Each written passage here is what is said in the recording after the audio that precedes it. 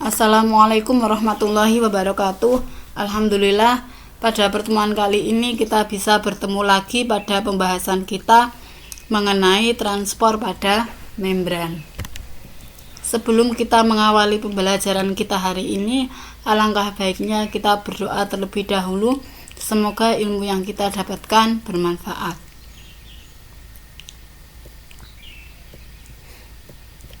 Sebelum kita mengawali pembelajaran kita hari ini, ingatkah kalian dengan fungsi dari membran sel? Salah satu fungsi dari membran sel adalah transportasi atau keluar masuknya zat. Transportasi pada membran itu dibagi menjadi dua. Ada transport pasif, ada juga transport aktif. Transport pasif itu tidak membutuhkan energi karena adanya perbedaan konsentrasi. Sedangkan transport aktif membutuhkan energi karena melawan gradien konsentrasi.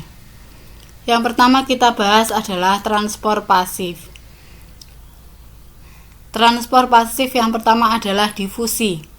Difusi adalah proses pergerakan partikel, molekul, ion, gas, atau cairan dari konsentrasi tinggi ke konsentrasi yang lebih rendah.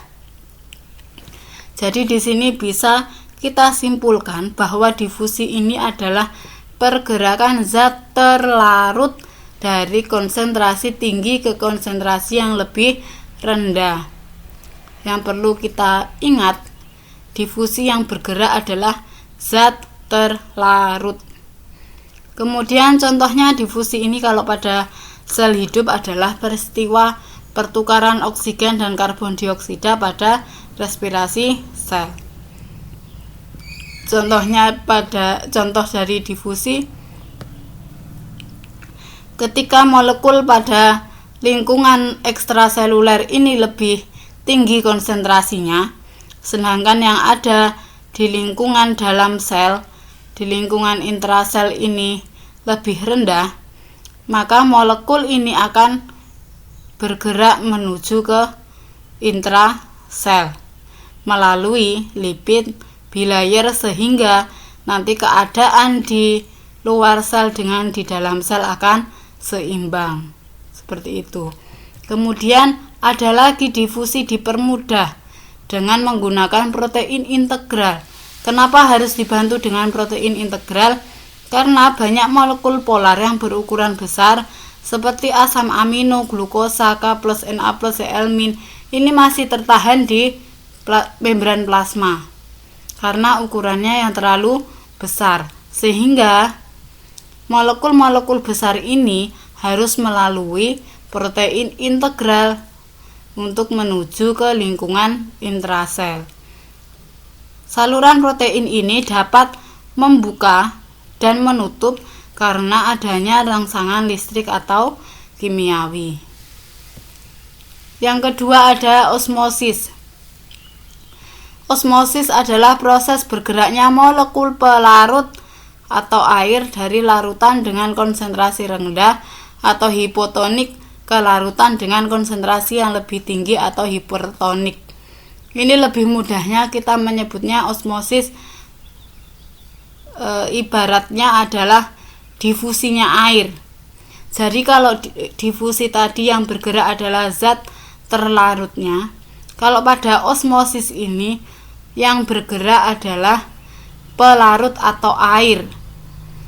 Tetap bukan dari konsentrasi yang lebih rendah ke tinggi, tapi pelarut atau air ini akan bergerak menuju ke konsentrasi yang tinggi menuju ke konsentrasi yang lebih rendah.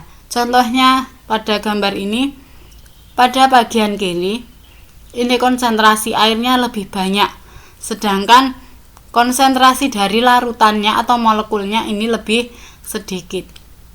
Sedangkan pada bagian kanan konsentrasi airnya ini lebih sedikit, sedangkan molekulnya lebih banyak, zat-zatnya lebih banyak.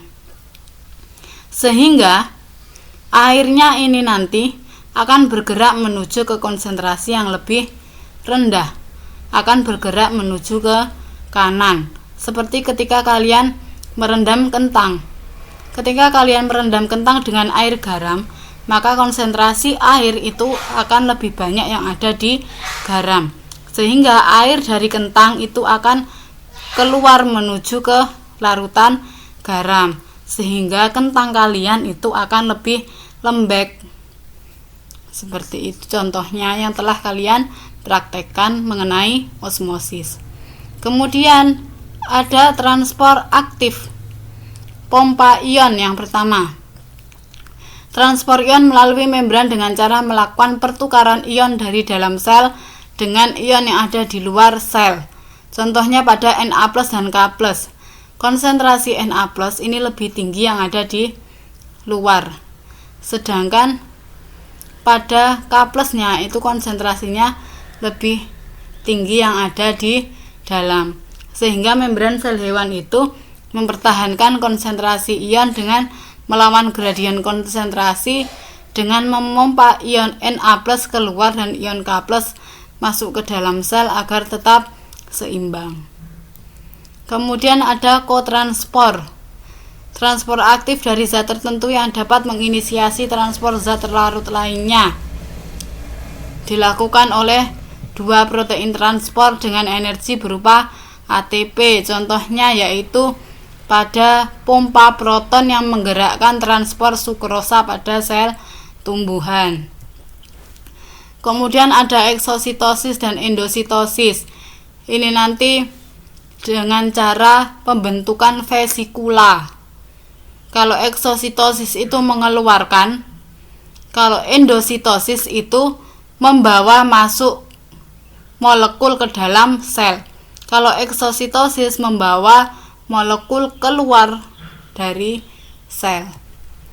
Contoh dari endositosis ada fagositosis, pinositosis, dan reseptor mediated endositosis. Ini contohnya. Ketika ada partikel yang besar, itu nantinya akan mendekati ke membran plasma. Nah, membran plasmanya ini akan membentuk vesikel atau lipatan yang nantinya akan melepaskan diri ini menjadi vakuola. Kemudian ada pinositosis. Ini zat-zat yang kecil. Kalau pada pinositosis sama dengan membentuk lipatan-lipatan yang nantinya akan dilepaskan membentuk vesikel-vesikel. Kalau pada reseptor mediated endositosis ini dengan bantuan reseptor. Nanti ketika sudah menempel pada reseptornya masing-masing, ini nanti akan membentuk lipatan juga dan akan dilepaskan juga pada lingkungan intraseluler.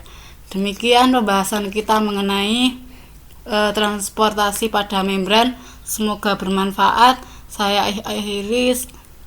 Wassalamualaikum warahmatullahi wabarakatuh.